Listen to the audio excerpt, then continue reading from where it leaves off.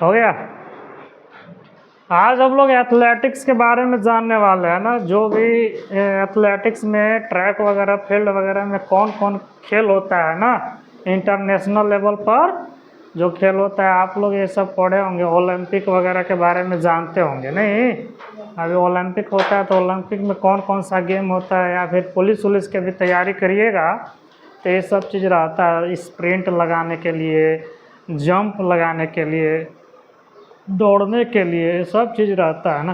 तो स्प्रिंट में कैसे दौड़ा जाता है, जंप में कैसे जंप किया जाता है, नहीं रनिंग में कितना रनिंग होता है, तो वो सब चीज़ के बारे में आज हम लोग जानने वाले। स्प्रिंट किसको कहते हैं ना? स्प्रिंट ना, स्प्रिंट में होता है कि छोटा दूरी दौड़ना होता है। कितना दूरी? छोटा सा डिस्टेंस रहेगा जिसमें आपको पूरा जोड़ लगा करके, जितना आपके शरीर में ताकत है आप पूरा फुल कोशिश करिए। और कम समय के लिए होता है। 100 एक कुछ देखिए यहाँ पे लिखा हुआ है 100 मीटर, 200 मीटर या 400 मीटर। ज़्यादातर 100 मीटर का ही होता है या 200 मीटर के आसपास रहता है ना। आप किसी भी तैयारी करिएगा तो क्या होता है, जैसे आर्मी की तैयारी कर रहे हैं नहीं, तो आर्मी की तैयारी में फास्ट दौड़ना रहता है। तो आप पहले से दौड़ रहे, जब लास्ट समय आएगा तो आपको स्प्रिंट लगाना होगा ताकि आप सबसे आगे पहुंच सके ना।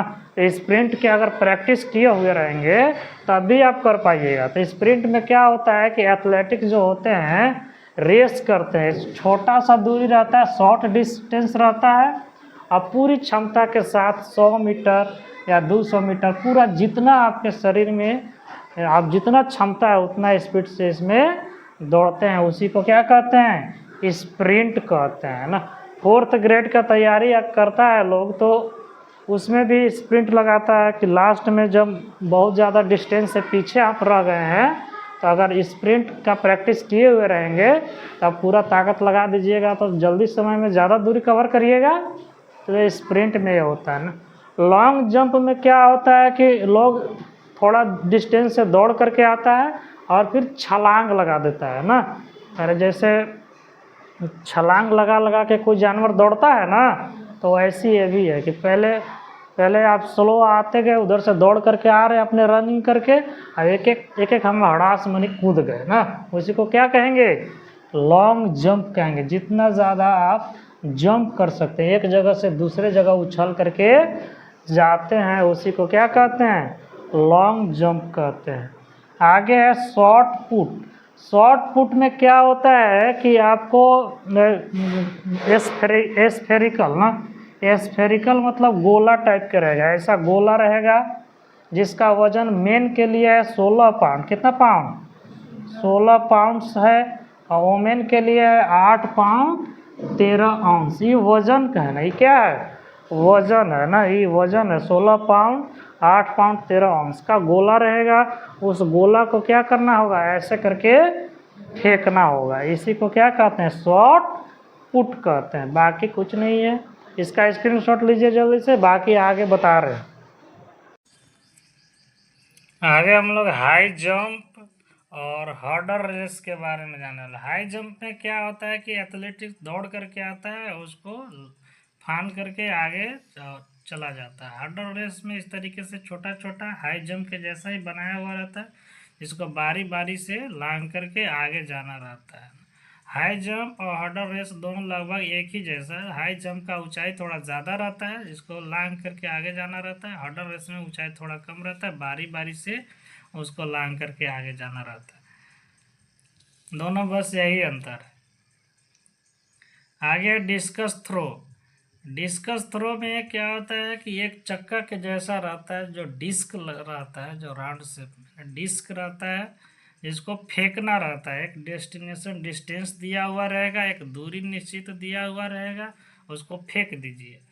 उस डिस्टेंस तक आपको पहुंचाना है, उसी को डिस्कस थ्रो कहते हैं। आगे है पोल वॉल्ट।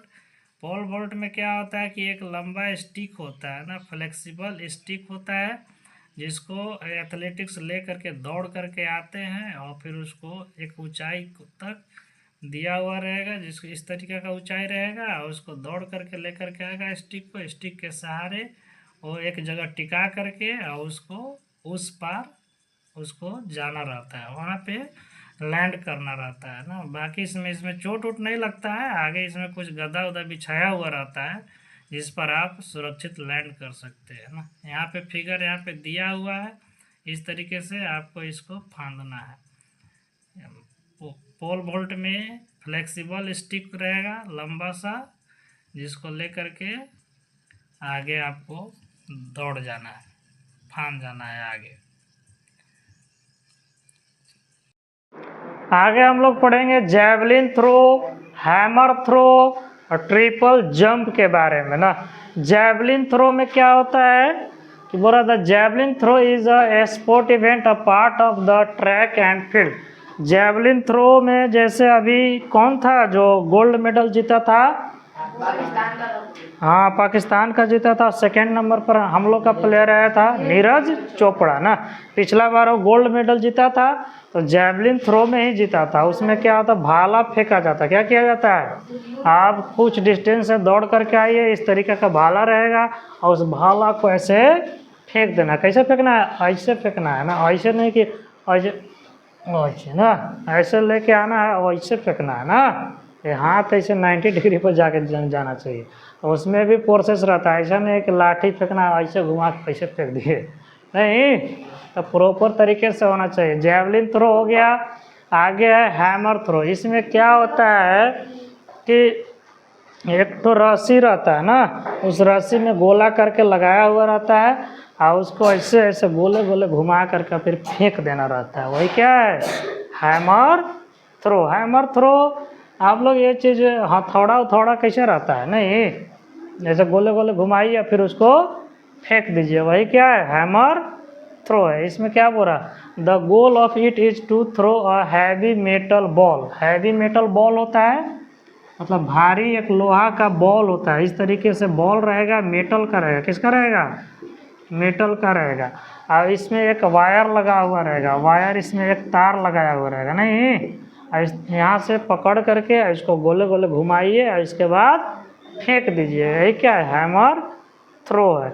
आगे है ट्रिपल जंप। ट्रिपल जंप में क्या है जी, बोल रहा है triple jump is a track and field event consisting of hop landing on the take off foot ना।